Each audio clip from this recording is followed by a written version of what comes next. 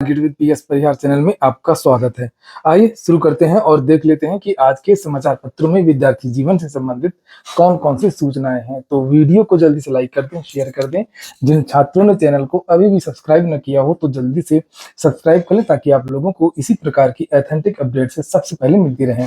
आगे बढ़ने से पहले एक सूचना है उन विद्यार्थियों के लिए जो विद्यार्थी किसी भी प्रतियोगी परीक्षा की तैयारी कर रहे हैं। वे सभी अभ्यर्थी टेक्स्ट बुक के इस बेस्ट ऑफर का लाभ ले सकते हैं जिसका नाम है शुभ आरंभ सेल।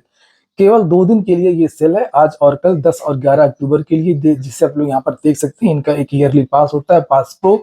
इसकी कीमत इस समय कर दी गई है मात्र 351 रुपए। 351 रुपए में आप लोग इनके प्लेटफॉर्म में जितने भी मॉक टेस्ट है सारे मॉक टेस्ट में हिस्सा ले सकते हैं। और मॉक टेस्ट की अगर हम लोग बात करें तो लगभग 1.5 लाख से ज्यादा मॉक टेस्ट है, 850 से ज्यादा भर्तियां कवर की गई हैं। यानी इसी पास प्रो से 351 रुपए में आप लोग UPSI, UPPCS, bank, railway, SSC सभी भर्तियों के मॉक टेस्ट में हिस्सा ले पाएंगे। इनका एक और पास है जिसका नाम है पास प्रो मैक्स, जिसमें आप लोगों को टेस्ट के साथ साथ में एचडी मटेरियल भी मिलता है। इसकी कीमत कर दी गई है मात्र 439 रुपए 1 साल के लिए। इसमें भी अगर एक कोड लगा देंगे TWP तो आप लोगों को 12% की और अधिक एक्स्ट्रा छूट मिल जाएगी। लिंक मैंने इसके डिस्क्रिप्शन बॉक्स में उपलब्ध करा दी है, कमेंट बॉक्स में भी उपलब्ध है, आप लोग जाकर के इस ऑफर का लाभ ले सकते हैं। चलिए शुरू करते हैं। अब बात करते हैं सबसे पहले रोजगार के मुद्दे की। यहाँ पर देख सकते हैं सरकारी नौकरियों को लेकर के तेजस्वी यादव ने की बड़ी घोषणा और सीएम नीतीश कुमार तो लगातार घोषणा कर ही रहे हैं। कहने का मतलब ये है कि बिहार में रोजगार चुनाव का मुख्य मुद्दा बनाया गया है। और जबकि आप देख सकते हैं चुनावों के जो मुद्दे होते हैं वो ज्यादातर दूसरे होते हैं, यानी कि किसी नेता पर व्यक्तिगत टिप्पणी, धर्म, जाति। लेकिन जो मुख्य मुद्दा है रोटी रोजी, वो मुद्दा नहीं रहता है किसी भी राजनीतिक पार्टी का। लेकिन बिहार से इसकी शुरुआत हो चुकी है। बिहार में पिछले चुनावों से इसकी शुरुआत हो गई थी। आप लोग ने देखा होगा पिछले विधानसभा के चुनाव में भी तेजस्वी यादव ने कहा था 10 लाख नौकरियों को लेकर के। और हालांकि बाद में दोनों पार्टियां गठबंधन से अलग हो गई थी, लेकिन मुद्दा तेजस्वी यादव ने ही इसको आगे बढ़ाया था। और अभी जो विधानसभा चुनाव की जो घोषणा हुई है बिहार में, फिर से इनके द्वारा घोषणा की गई है। राष्ट्रीय जनता दल के वरिष्ठ नेता तेजस्वी यादव ने बिहार विधानसभा चुनावों में बड़ा वादा किया है और उन्होंने कहा कि सत्ता में आते ही राज्य के जिस परिवार में सरकारी नौकरी नहीं है, ऐसे सभी परिवारों में कम से कम एक एक सदस्य को सरकारी नौकरी देंगे। हमारी सरकार बनते ही 20 दिनों के अंदर विशेष नौकरी रोजगार अधिनियम बना करके 20 माह के अंदर नौकरी देने का लक्ष्य पूरा करेंगे। गुरुवार को उन्होंने पोलो रोड स्थित अपने सरकारी आवास पर प्रेस वार्ता करके घोषणा की और तेजस्वी यादव ने कहा कि हमने 17 माह सरकार में रह करके 5 लाख लोगों को सरकारी नौकरी दी थी। तो जब आरजेडी और जेडीयू यानी कि नीतीश कुमार और इन दोनों मिलकर जब सरकार बनाई थी शुरुआत में, तब भर्तियों में काफी तेजी आई थी और रोजगार का जो मुद्दा है वो शुरुआत उसकी तेजस्वी यादव ने ही की थी। तो यही चीजें उत्तर प्रदेश में भी होनी चाहिए, यही चीजें केंद्र सरकार को भी अपनानी चाहिए। सभी राजनीतिक पार्टियों को रोजगार को ही मुख्य मुद्दा बनाना चाहिए, सबसे ज्यादा जरूरी वही चीज है। नहीं तो फिर दूसरे और घटिया मुद्दों पर चर्चा होगी और लोग वोट देंगे। किसी को डरा करके वोट लिया जाएगा, किसी को धमका करके वोट लिया जाएगा और किसी को बरगला करके। तो नीतीश कुमार ने भी देखिए रोजगार को लेकर के बात की है। सीएम नीतीश कर रहे हैं सरकारी नौकरी व रोजगार में युवाओं की प्राथमिकता की बात। अगर आप लोग मेरी बात से सहमत हैं तो आप लोग वीडियो को लाइक अवश्य कर दें। यहाँ पर देख इन्होंने भी कहा है कि जनता दल यूनाइटेड के राष्ट्रीय अध्यक्ष के रूप में नीतीश कुमार चुनावी सभाओं का एजेंडा विकास तय कर रहे हैं। हालांकि लालू राबड़ी के शासनकाल पर निशाना साधने से भी नहीं चूकते हैं। और लिखा है इन्होंने कि उन लोगों को जब बिहार में काम करने का मौका मिला तो यहाँ के लोगों के लिए कुछ भी नहीं किया। मुख्यमंत्री ने यह संकेत दिया कि चुनावी सभाओं में नई योजनाओं का विशेष रूप से जिक्र होगा। और उन्होंने कहा कि हाल ही में हमने कुछ नए कदम उठाए जिससे सभी लोगों को काफी फायदा मिलेगा। सरकारी नौकरी के लिए भी इन्होंने यहाँ पर घोषणा की। इस क्रम में वह सरकारी नौकरी व रोजगार में युवाओं की प्राथमिकता की बात कर रहे हैं और इस दौरान 2020 के साथ निश्चित 2 का भी जिक्र कर रहे हैं। तो देख सकते हैं आप लोग सरकारी नौकरी वहां पर कि हम ज्यादा देंगे, इस मुद्दे पर चुनाव हो रहा है।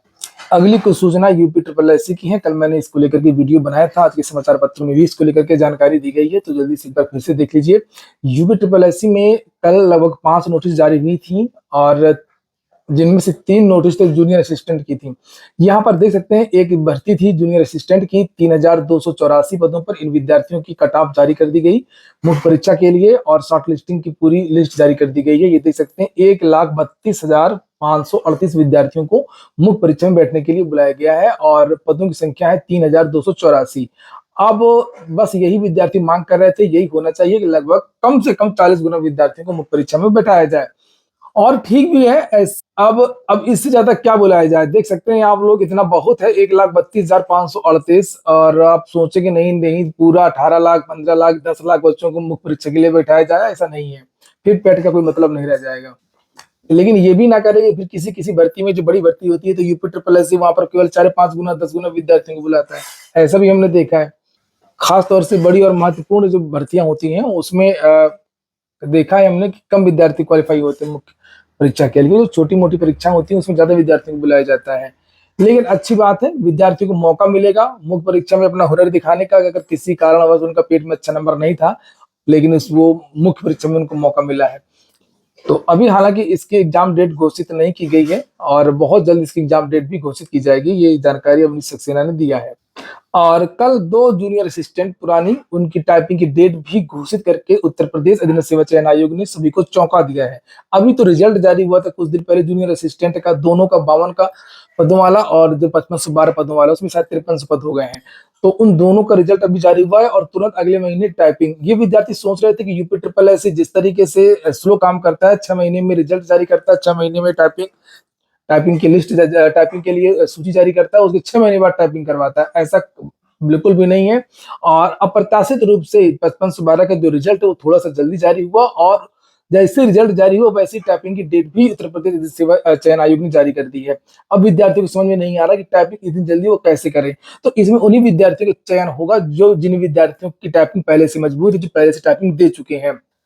और हालांकि मैं एक बात बता दूं, ऐसी बात बिल्कुल भी नहीं है। जिनको थोड़ा बहुत टाइपिंग आती है, 20-25 वो मार लेते हैं, टाइप कर लेते हैं 20-25 प्रति मिनट, इतना भी अगर उनको आता है, यानी कि उनको अक्षर का ज्ञान है, कौन कहाँ पर है, और जो स्पेशल की है उनका ज्ञान है, तो वो 1 महीने में भी खींच सकते हैं, अगर घर पर अच्छे से प्रैक्टिस करें और थोड़ा बहुत बाहर बाहर ज्यादा नहीं, केवल 1-1.5 घंटे जाकर के इंस्टीट्यूट जा सकते हैं, और ज्यादा समय वो अपने घर पर दें, तो वो अभी भी कवर कर सकते हैं। कुछ लोगों के अंदर ये भ्रम है कि टाइपिंग में बहुत ज्यादा समय लगता है, ऐसी बात बिल्कुल भी नहीं है। टाइपिंग में समय लगता है केवल अक्षर को पहचानने में। अगर आपने अक्षर को पहचान लिया तो स्पीड में एक नॉर्मल प्रैक्टिस आप करते रहिए, सुबह से शाम तक 2-2 घंटे, 3-3 घंटे एग्जाम के समय आप कर ले जाएंगे।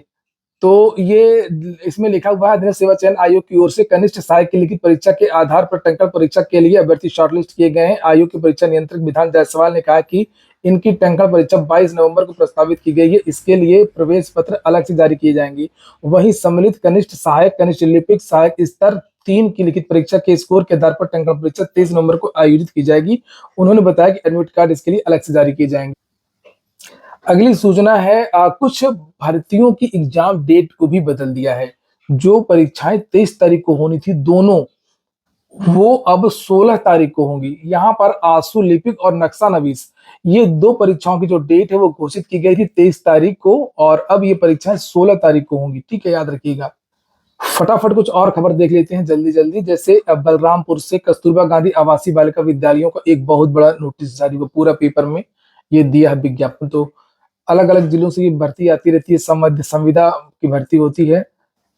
तो बलरामपुर की जो वेबसाइट है ना, balrampur.nic.in, यहाँ पर जाकर के आप लोग इसी को डाउनलोड कर लेंगे। यहाँ पर ये प्रारूप दिया हुआ है, एकेडमी के आधार पर ये भर्ती होती है। फोटो लगा करके, नाम वगैरह लिख करके, पूरा सारी मार्कशीट वगैरह लगा करके आप बाई पोस्ट भी भेज देंगे ना, तो आपका आवेदन ले लिया जाएगा, और उसके बाद में बुलाया जाएगा, और फिर आपका जो है वो चयन हो जाएगा। पैसा कितना मिलता है इस संविदा भर्ती पर? 30,000 रुपये प्रिंसिपल को। बलरामपुर में जो पद है वो आप यहाँ पर देख सकते हैं, 4 पद तो प्रिंसिपल के ही हैं। 30 से 35 के बीच के युवा आवेदन कर सकते हैं। यहाँ पर साइड में योग्यता लिखी हुई है, ये देख सकते हैं। ये योग्यता मैं डाल दूंगा उसको, मैं अपने टेलीग्राम चैनल पर। टेलीग्राम चैनल को आप लोग ज्वाइन कर लीजिए, वहां मैं बहुत सारी नोटिस वगैरह भेजता रहता हूँ। मैंने कल ही जीआईसी के जो परिचारकों भर्ती आई है उसकी नोटिस डाल दी है सभी जिलों की। तो यहाँ पर 4 पद प्रिंसिपल के हैं, ये देख लीजिए। 2 जनरल के हैं, 1 पद ओबीसी का है, 1 पद एससी का है। इसी तरीके से नीचे भी 4 पद आप देख सकते हैं। ये पीजीटी हिंदी के हैं 4 पद, और पीजीटी अंग्रेजी के भी 4 पद हैं। 25 से 45 के बीच के युवा आवेदन कर सकते हैं। और यहाँ पर योग्यता लिखी है, हिंदी में एमए, संस्कृत में बीए, अर्थशास्त्र। देखिए, तो ये आप लोग यहाँ पर ये योग्यता वगैरह देख सकते हैं। तो यहाँ पर ज्यादातर विषय में ये लिखा हुआ है संबंधित विषय में पर स्नातक। तो पीजीटी जीव विज्ञान की भी वैकेंसी है 4 पदों पर, पीजीटी रसायन विज्ञान की भी वैकेंसी है 4 पदों पर, पीजीटी भौतिक विज्ञान की भी वैकेंसी है 4 पदों पर, पीजीटी गणित के बारे में बता ही चुका हूँ, पीजीटी अंग्रेजी के बारे में भी बता चुका हूँ। 4 पदों पर वैकेंसी आई है इस, और कंप्यूटर विज्ञान की भी भर्ती है 4 पदों पर, जैसे आप लोग यहाँ पर देख सकते हैं, और यहाँ पर ये योग्यता वगैरह कंप्यूटर विज्ञान की लिखी हुई है। नीचे कुछ और भी पदों पर भर्ती आई है, जैसे आप लोग ये देखिए 12 पदों पर लैब असिस्टेंट की वैकेंसी है, ये देख लीजिए। और फिर कार्यालय अधीक्षक लिपिका की भी भर्ती है। तो ये जो पीडीएफ है मैं टेलीग्राम चैनल पर डाल दूंगा, तो आप लोग देख लीजिए, अपनी योग्यता के अनुसार आप लोग आवेदन कर सकते हैं। एक जो जो बेल्ट कांड के जो शिक्षक थे ब्रजेंद्र कुमार वर्मा, बृहस्पतिवार को जेल से छूट गए। जेल से बाहर आने के बाद अब उनके खिलाफ विभागीय जांच रफ्तार पकड़ेगी। 29,334 भर्ती की रिक्त सीटों पर नियुक्ति की मांग की है विद्यार्थियों ने। और लिखा शिक्षा निदेशालय में बेसिक शिक्षा परिषद कार्यालय पहुंचे बेरोजगार, सुप्रीम कोर्ट ने एक आदेश भी दिया है। और पुरानी भर्ती है, कुछ पद रिक्त थे, उन्हीं को भरने की विद्यार्थी मांग कर रहे हैं। जीआईसी भर्ती के बारे में जानकारी दी गई है। 4 विषयों का अधियाचन नहीं आया था, तो उसका विज्ञापन जारी नहीं हुआ था। लिखा कि इनका विज्ञापन जारी होना भी मुश्किल है। शिक्षा शास्त्र, कला, संगीत, वाणिज्य विषय के भर्तियों को करनी होगी भर्ती आने की प्रतीक्षा। राजकीय माध्यमिक विद्यालयों में प्रवक्ता पद के लिए उत्तर प्रदेश लोक सेवा आयोग ने आवेदन लेने के बाद भर्ती परीक्षा आयोजन की तैयारी शुरू कर दी है, लेकिन 4 विषयों में अर्हता स्पष्ट नहीं है और इनका वर्ष 2025 की भर्ती में शामिल होना मुश्किल भी है। शिक्षा निदेशालय ने इन विषयों का भी अधियाचन लोक सेवा आयोग को भेजा था, लेकिन इनकी अर्हता में त्रुटि होने के कारण आयोग ने अधियाचन लौटा दिया था। उम्मीद थी कि अर्हता जल्द स्पष्ट हो जाएगी और आयोग को अधियाचन भेज दिया जाएगा, ताकि इसे भी वर्ष 2025 की भर्ती में सम्मिलित किया जा सके। संशोधन प्रकरण अभी शासन स्तर पर लंबित है। उत्तर प्रदेश लोक सेवा आयोग ने 13 विषयों में प्रवक्ता भर्ती की अर्हता स्पष्ट होने पर 12 अगस्त को विज्ञापन जारी कर 12 सितंबर तक ऑनलाइन आवेदन लिए थे, और इसीलिए मैंने आप लोगों को जानकारी दी थी कि अभी तक प्रवक्ता भर्ती की एग्जाम डेट घोषित नहीं हुई है, केवल इसी कारण की वजह से। कांस्टेबल ड्राइवर की भर्ती आई है 737 पदों पर एसएससी से। कुछ भर्तियों को देख लेते हैं। इसकी लास्ट डेट है 15 अक्टूबर। तो अगर आपके पास योग्यता है तो आप लोग 15 अक्टूबर के पहले पहले आवेदन कर सकते हैं, अगर आयु 21 से 30 के बीच में है। इसमें एक लिखित परीक्षा होगी, शारीरिक दक्षता परीक्षा होगी, शारीरिक मानक परीक्षा टेस्ट होगा, चिकित्सा परीक्षण पर किया जाएगी सब। योग्यता के बारे में बात करें तो योग्यता इसमें कहा गया है कि 12वीं पास होना चाहिए या इसके समकक्ष होना चाहिए। आत्मविश्वास के साथ में भारी वाहन चलाने में सक्षम और वैध ड्राइविंग लाइसेंस होना चाहिए। बिहार से दरोगा भर्ती आई है पुलिस अवर निरीक्षक 1799 पदों पर। इसकी लास्ट डेट 26 अक्टूबर है। अगर आप स्नातक हो तो आवेदन कर सकते हैं। इंडियन आर्मी से भी एक वैकेंसी निकली हुई है, टीजीसी की टेक्निकल ग्रेजुएट कोर्स की है। ये किसी मान्यता प्राप्त संस्थान से अधिसूचना में वर्णित वांछित और योग्यता है, तो आप इसमें आवेदन कर सकते हैं। इसकी लास्ट डेट 6 नवंबर है। Join Indian army .nic.in। Delhi से वैकेंसी इस समय काफी निकली हुई है, जैसे पीजीटी की भी वहां से वैकेंसी आई है और एक वैकेंसी प्राइमरी की भी है जो चल रही है। इसकी लास्ट डेट 16 अक्टूबर है पीआरटी की, ये देखिए। और विस्तृत नोटिफिकेशन आपको इसकी वेबसाइट पर मिल जाएगा d-sb.delhi.gov.in।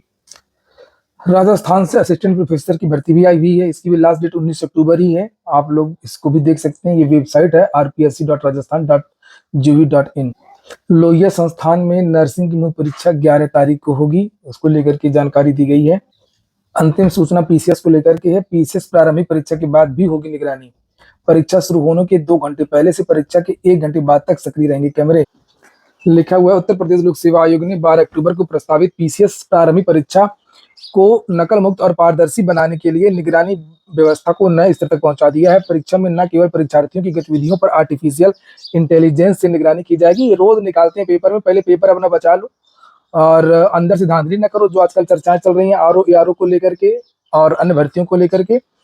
अगर पारदर्शी व्यवस्था करनी है, अच्छी व्यवस्था करनी है, जैसे यहाँ पर लिखा पारदर्शी, तो आप लोग सीधे आंसर की जारी करिए, रिवाइज आंसर की जारी करिए।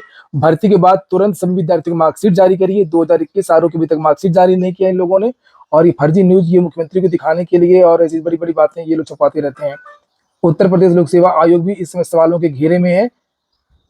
और ये सीसीटीवी कैमरा ये सब धांधलियां इतना ज्यादा नहीं होती हैं आयोग की परीक्षाओं में, जितना धांधलियां अंदर से होती हैं। जैसे जो कॉपी बदली गई पीसीएसडी में, आप लोग उस पर रोक लगाइए, उसके लिए क्या व्यवस्था की आपने? और आपके जो विशेषज्ञ लगातार सवाल गलत कर रहे हैं उसको लेकर के क्यों नहीं छापा कि आपने 100 विशेषज्ञों को बर्खास्त कर दिया, नए विशेषज्ञ रखेंगे, प्रश्न में गलतियां आपको नहीं मिलेंगी। ऐसी न्यूज छपवाइए। ये क्या रोज रोज ये छपवाते रहते हैं ये लोग, कैमरा लगवा रहे हैं सीसीटीवी कैमरा, और कोई मुड़ेगा तो इंटेलिजेंस उसको पकड़ लेगा, कंट्रोल रूम बनाएंगे, बायोमेट्रिक होगा, आइरिस स्कैन होगा, ये सब खबर, ये इससे कुछ नहीं होता है। आरओ का पेपर तो अंदर से लीक हुआ था, आप लोगों की गलती की वजह से लीक हुआ था परीक्षा एजेंसी के बारे में। इसमें जांच ही नहीं हुई, नहीं तो अच्छे लोग पकड़े जाते। मुख्य सरगना कौन था इसमें? नंबर क्यों नहीं जारी करते हैं आप लोग, कट ऑफ क्यों नहीं बताते हैं आप लोग, तो उसके बारे में कुछ करिए, तो उससे विद्यार्थियों को फायदा होगा। इससे कोई फायदा नहीं, इसका क्या मतलब है। तो अगर कुछ करना है तो वो करिए जिसके लिए विद्यार्थी ज्ञापन देते हैं। लोक सेवा की परीक्षा में तो वैसे ही बहुत कम साल भर बैठते हैं, साल भर कहाँ से निकाल लेगा, वो अपना पेपर देगा कि दूसरे का देगा। ये हो गया आज का वीडियो। पूरा वीडियो सुनने के लिए बहुत बहुत धन्यवाद।